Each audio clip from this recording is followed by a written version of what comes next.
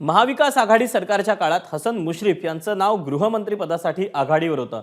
मात्र केवळ मुस्लिम असल्यानं त्यांचं गृहमंत्रीपद हुकलं असा दावा खासदार संजय राऊत यांनी आपल्या नरकातले स्वर्ग या पुस्तकात केला। मुश्रीफ हे मुस्लिम असल्यानं प्रत्येक गोष्टीत टार्गेट होण्याची पवारांना भीती होती। खरं तर मुश्रीफ हे कमालीचे पुरोगामी, पक्के निधर्मी आणि दिलखुलास व्यक्तिमत्व, शाहू महाराजांवर अपार श्रद्धा असलेले कार्यकर्ते, पण शेवटी धर्म आडवा आला असं राऊत यांनी आपल्या पुस्तकात म्हटलं।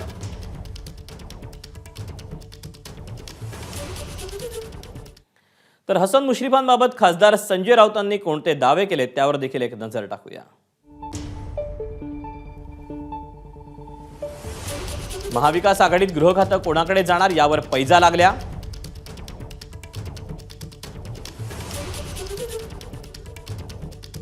राष्ट्रवादीमधून अजित पवार, छगन भुजबळ, जयंत पाटील, दिलीप वळसे पाटील, हसन मुश्रीफ यांचं नाव होतं। हसन मुश्रीफ उत्तम चॉईस होती, पण मुस्लिम असल्यानं प्रत्येक गोष्टीत टार्गेट होतील असं पवारांना वाटल्यानं गृहमंत्री होऊ शकले नाही।